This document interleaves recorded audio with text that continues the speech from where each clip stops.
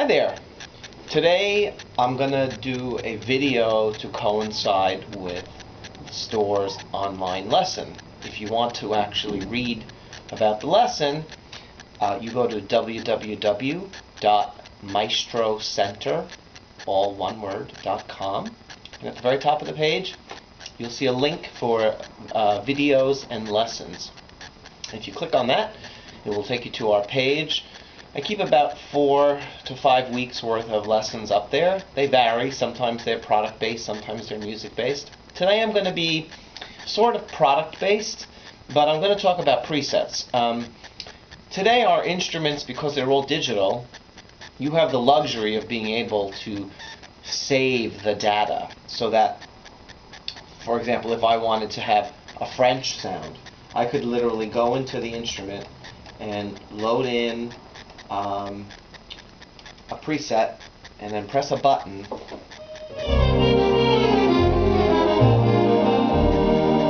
now if I want to have bagpipes and go to Scotland,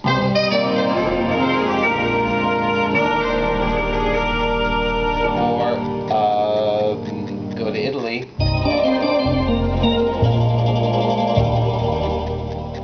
and then to change that, I can decide, you know what, I would like to do, I don't know, it's Christmas time and I want to do Jingle Bells.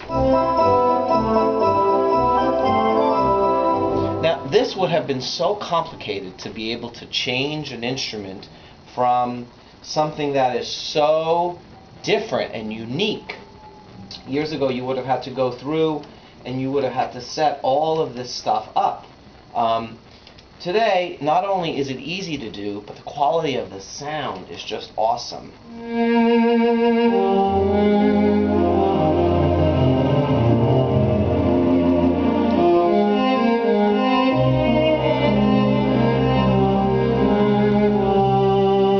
mean, that's a beautiful cello, and I pressed a button to get it.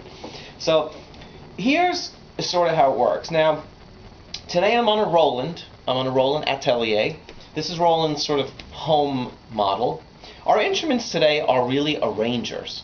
So, you know, there are brands out there like portables like Yamaha Tyros and the Korg Triton and those kind of product. These are the same thing, just there's 2 keyboards on them. They have backgrounds and rhythms to play along with, whether you choose to play with the automated rhythm or just to play with drum beats. I actually have 3 keyboards here because my lower keyboard, you can see it's rather large, can be divided into 2 parts, a right-hand part and a left-hand part, and then I have the upper keyboard for another right-hand part. So years ago when I was younger, 13, my parents bought me a Wurlitzer. It was an organ and it had a little synthesizer on top with miniaturized keys. They called it the Orbit synthesizer. That is sort of the concept here. I can kind of get that 3rd keyboard down here. Or choose not to. I could use it as I showed you a couple weeks ago, piano performance on the bottom. So I have a song here, and I'm going to load some presets in to get some sound. And I'm going to load in actually big band type jazzy presets. I shouldn't even say big band because they're really not big band per se. But so I scrolled to find the title. It actually had the name. I called it Big Band 1. I have 8 preset buttons on the instrument. Now, Lowrey and Roland, those are the brands that I sell in addition to Rogers and Roland Classic. The classical instruments, Rogers and Roland Classic, they don't have rhythms. So you load in what you load in. Classical instruments have multiple sets of buttons, so you can load in just one keyboard or the other. Our instruments like these, the arranger instruments, don't do that. So on the Lowrey Virtual Orchestra, the larger models, and on the Roland Ateliers, you can have the preset load in with the style or without the style. Roland allows me to save the preset with the style, but not necessarily load the style. On the Lowrey, I determine when I save the preset whether I want to save it with the style parameters there or not. So generally I say to people, unless you're making a preset song and you want those rhythms to load, you know, you could have the rhythm on and ready, but don't press any of the buttons so that it's, you know, on sync start and it will start up. Okay, so on the Lowrey, if you have a big band turned on and you load it in and you want it to remember that style, it will start to play immediately. Here, I have to hit exit to look at my display. So I'm going to press button 1, and no matter which button I press, I wish you could see the screen, it all right now says Big Band 1, right? Because that's the preset. Now I can change the display, and the last thing I was doing before, I used a rhythm called Ireland. It was one of those bagpipes or something. So now I want to see what I'm going to get. My button 1 is going to give me like a jazz quartet. I have a vibe on top, a piano on the bottom, and an acoustic bass in the left hand. And so if I just press the button, that's what I get.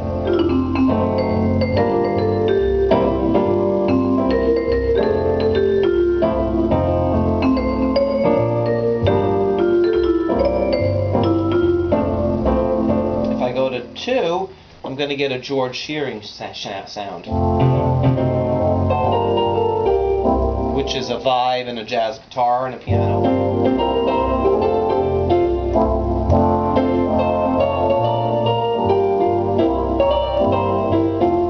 Now I'm going to go to 3, saxophone.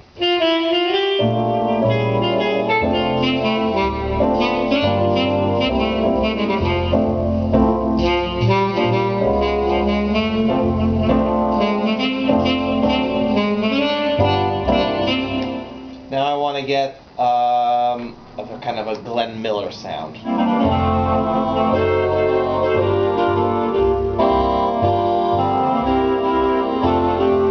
That's clarinets and saxes.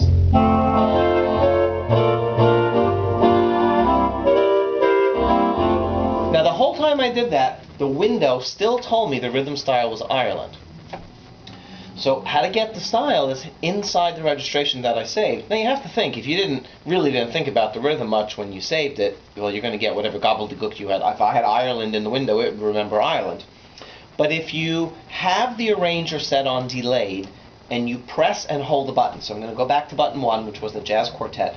I'm going to press and hold it and look at my window, and my lights in my arranger all flash, and it has the style of organ swing. That's what was saved for that preset. Kind of slow, but that's how it was saved. In button 2, where I had George Shearing, same thing, but faster. Same rhythm style.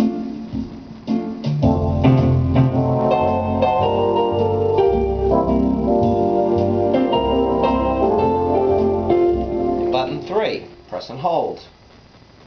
Slow again.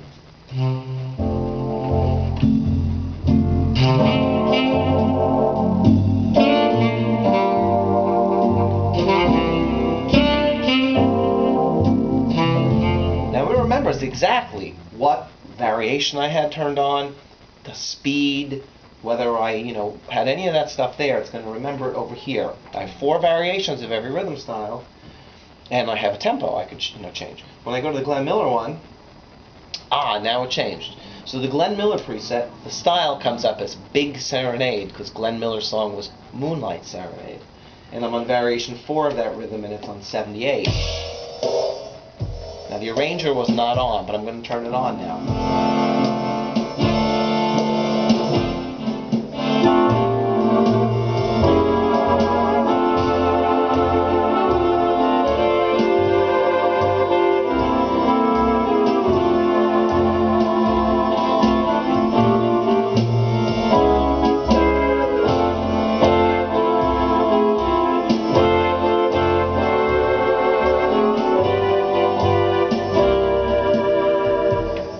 I'm going to go to button 5. I have something that's called Sentimental. Same rhythm, same style.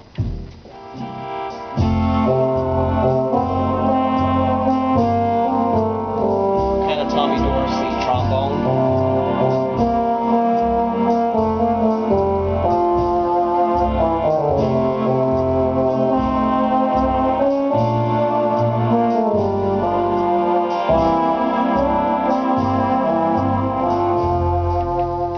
Okay, I could do it all of them. I have 8 presets here. Same rhythm here. I get Benny Goodman clarinet. I played clarinet when I was I think 11, my mother thought I'd be Benny Good, and then it never happened, as you can see. I can still smell the clarinet, though. I'm 48 this year. I still remember what it smelled like. 7. I must have saved the same sounds in these. They're all loading in the same rhythm style. 8. Oh, 8 is a new rhythm style. 8 is, I have called At the Savoy. And it has a new big band.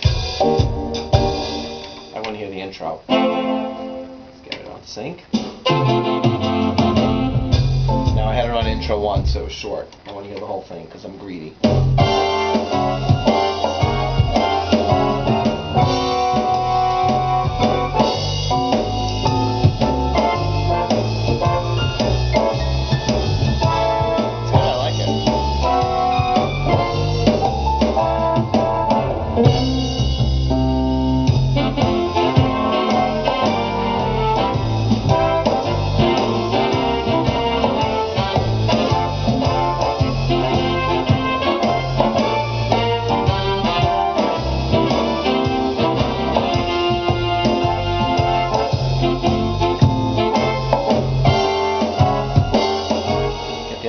Now, again, the volume level of that accompaniment was rather loud, but that was how I had saved it. It wasn't really necessarily a conscious decision, as the first few were, but you can really get a really quick, sound change. And then, if you want to do something completely different, and you now wanted, classical presets to do classical, organ work, I pull up the file that I know is on my USB stick. God bless USB sticks. I hit the load button that fast. I'm in a new sound.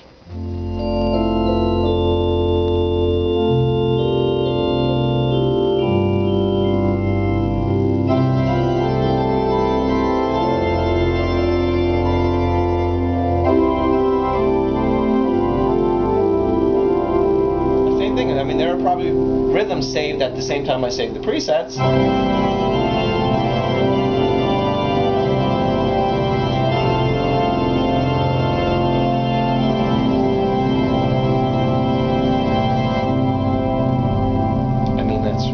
Incredible how fast you can change.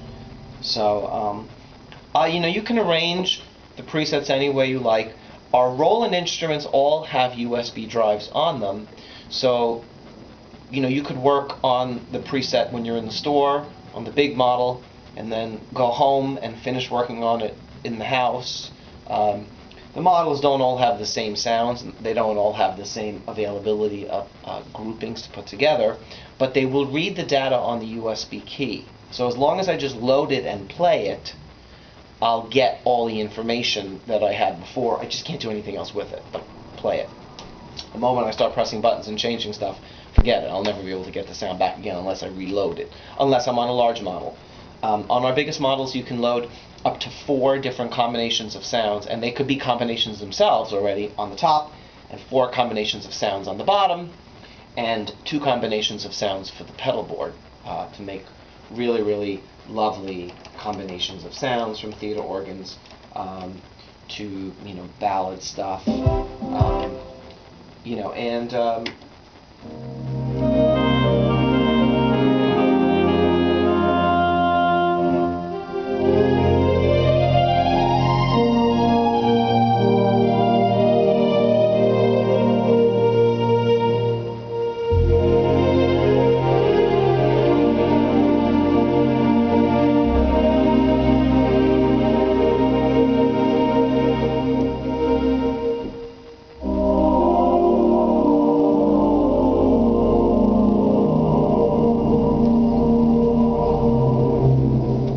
So if you're not really sure how to save presets, they make your life so much easier. Our instruments are really designed for us to use these buttons to really get these fast loads of sound and data. Please come in and I'll show you how it's done.